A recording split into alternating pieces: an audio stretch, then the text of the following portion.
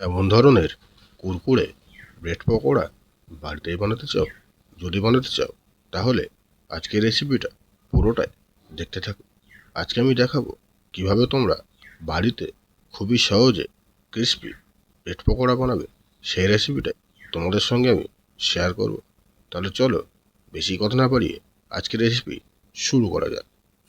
আজকের রেসিপিটা বানাবার জন্য আমাদের সবথেকে প্রথমে যেটা করতে হবে, 3-4টে বয়েল আলু আমরা নিয়ে নেব। নেওয়ার পরে ওই বয়েল আলুকে ভালো করে আমরা ম্যাশ করে নেব। ম্যাশ করে নেওয়ার পরে চুলার মধ্যে আমরা একটা ফ্রাই প্যান বসাবো, আর তার মধ্যে দেব সামান্য পরিমাণে সাদা তেল। তেলটা একটু গরম হয়ে গেলে ওর মধ্যে দেব হাফ চামচ মতো জিরে, হাফ চামচ গোটা ধনে। এগুলো একটু ভাজা ভাজা হয়ে এলে এর উপরে দেবো দুটো পেঁয়াজ কুচিয়ে। পেঁয়াজটা দেওয়ার পরে মোটামুটি 3 থেকে 4 মিনিট হাই ফ্লেমে ভালোভাবে নেড়ে ছুড়ে নেব। নেড়ে ছুড়ে দেখবে একটা সামান্য কালার চলে এসেছে, তখন এর মধ্যে দিতে হবে 1 চামচ আদা রসুনের বাটা। আদা রসুনের বাটাটা দিয়ে আবারও প্রায় 1 মিনিট মতো নেড়ে ছুড়ে নেব। নিলে দেখবে খুবই ভালোভাবে পেঁয়াজের ওপরে কালার চলে এসেছে। তখন এর মধ্যে দিয়ে দেবে সামান্য পরিমাণে হলুদ গুঁড়ো, সামান্য লঙ্কার গুঁড়ো, আর দেবে সামান্য ধনিয়া আর সামান্য জিরের গুঁড়ো। সঙ্গে দেবে হাফ চামচ মতো কাস্তুরি মেথি। মশলাগুলো দেওয়ার পরে একটু নাড়িয়ে ছুড়ে নেব মোটামুটি 1 মিনিট মতো। তারপরে ওর মধ্যে আমরা দেব ম্যাশ করে রাখা আলুটাকে। আলুটাকে দেওয়ার পরে ভালো করে আমরা আলুটাকে ওই মশলার সঙ্গে মাখিয়ে নেব, ঠিক এইভাবে। তারপরে এর মধ্যে অ্যাড করতে হবে সামান্য পরিমাণে লবণ আর সামান্য গরম মশলার গুঁড়ো। এগুলোকেও দেওয়ার পরে আলুটাকে ভালো করে আমরা স্প্যাচারের সাহায্যে মাখিয়ে নেব। মাখিয়ে নেওয়ার পরে যখন আলুর পুর আমাদের রেডি হয়ে যাবে, তখন এর মধ্যে দিতে হবে সামান্য কুচনো ধনিয়া পাতা, আর দিতে হবে 1 চামচ মতো আমচুর পাউডার। আমচুর পাউডারটা দেওয়ার পরে একটু নাড়িয়ে চুড়িয়ে নিয়ে আলুটাকে আমরা নিচে নামিয়ে নেব। নামিয়ে নিয়ে ভালো করে আমরা ঠান্ডা করে নেব। তাহলে চলো আর কি জিনিস লাগবে সেটাও একবার দেখে নিই। তাহলে একটা মিক্সিং জারের মধ্যে 50 গ্রাম মতো ধনে পাতা, 50 গ্রাম পুদিনা পাতা, 2-4টে কাঁচা লঙ্কা, আর দেব সামান্য পরিমাণে রসুন, সামান্য আদা, আর দেব 1 চামচ মতো রোস্টেড ছোলার ডাল। এগুলোকে দেওয়ার পরে এর মধ্যে দেব সামান্য পরিমাণে লবণ, আর দেব 100 গ্রাম মতো টক দই, সাথে দেব সামান্য পরিমাণে বিট লবণ।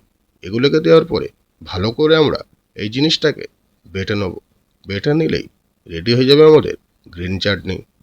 এবারে আমরা নেব 200 গ্রাম মতো ক্রিম পনির। পনিরটাকে আমরা পাতলা পাতলা করে স্লাইস করে কেটে নেব। তোমরা চাইলে পনিরটাকে নাও দিতে পারো। তা বন্ধুরা, পনিরটা কাটা হয়ে গেলে এরপর আমাদের ব্রেডগুলোকে সাজিয়ে নিতে হবে, ঠিক এইভাবে। তারপরে একটা পিঠে আমরা লাগাবো রেডি করে রাখা গ্রিন চাটনিটাকে। গ্রিন চাটনিটাকে ঠিক এই 1 চামচ করে দিয়ে ভালো করে 4 সাইড লাগিয়ে নেব। আর একটা পিঠে দেবো কিছুটা পরিমাণে টমেটো সস। টমেটো সসটাকেও ঠিক একইভাবেই স্প্রেড করে নেব। স্প্রেড করে নেওয়ার পরে যে জিনিসটা তোমাদের করতে হবে, আগে থেকে আমরা যে আলুর পুরটা করে রেখেছিলাম সেটাকে হাতের সাহায্যে নিয়ে ঠিক এইভাবে একটা ব্রেড ভালো করে লাগিয়ে নেব। এখানে 6টা ব্রেড আছে, তোমরা 3টেতে আলুর স্টাফটাকে ঠিক এইভাবে লাগিয়ে নেবে, আর ওপরে দিয়ে দেবে স্লাইস করে কেটে রাখা পনিরগুলোকে। পনিরগুলোকে দেওয়ার পরে ওপর থেকে আবারও একটু আলুর মশলা লাগিয়ে নিও। তারপরে ব্রেডটাকে ঠিক এইভাবেই ঢাকা দিয়ে দিও। তারপরে ব্রেডগুলোকে ঠিক এইভাবে মধ্যিখান থেকে কেটে 2 টুকরো করে নিতে হবে। তারপরে আর একটা জিনিস তোমাদের রেডি করে নিতে হবে, বেটার। তা বেটার বানাবার জন্য আমরা এখানে নিয়েছি 100 গ্রাম মতো বেসন, আর নেব 50 গ্রাম মতো ময়দা, সাথে দেব সামান্য পরিমাণে লবণ, হাফ চামচের মতো হলুদ গুঁড়ো, সামান্য কাস্তুরি মেথি, আর দেব সামান্য লঙ্কার গুঁড়ো, সাথে দেব কিছুটা পরিমাণে কুচনো ধনে পাতা, আর একটা মতো পেঁয়াজ কুচিয়ে, সাথে দেব 1 চামচ মতো আজওয়াইন। এগুলোকে দিয়ে ভালো করে আমরা মাখিয়ে নেব। তারপরে পরিমাণ মতো আমরা জল এর মধ্যে দিয়ে দেবো। জলটাকে তোমরা আগে অল্প পরিমাণে দিয়ে ভালো করে মাখিয়ে নিও। মোটামুটি 1 মিনিট মতো হাত দিয়ে ভালোভাবে তোমরা মাখিয়ে দিও। তারপরে যখন দেখবে ব্যাটার আমাদের খুবই মোটা হয়ে আছে, তখন এর মধ্যে আরও কিছুটা পরিমাণে জল দিয়ে ব্যাটারটাকে ভালোভাবে রেডি করে নিতে হবে। ব্যাটার যখন রেডি হয়ে যাবে, তারপরে আমাদের ব্রেডগুলোকে ভাজার পালা। ভাজতে গেলে এবারে কী করতে হবে সে জিনিসটাও তোমরা দেখে নাও। এক একটা ব্রেডকে এই ব্যাটারের মধ্যে ডুবিয়ে গরম করে রাখা তেলের মধ্যে আমরা দিয়ে দেবো। তেলটা আমরা আগে থেকেই গরম করতে বসিয়ে দিয়েছিলাম। তোমরাও ঠিক এইভাবেই প্রতিটা ব্রেডকে তেলের মধ্যে ছেড়ে দেবে।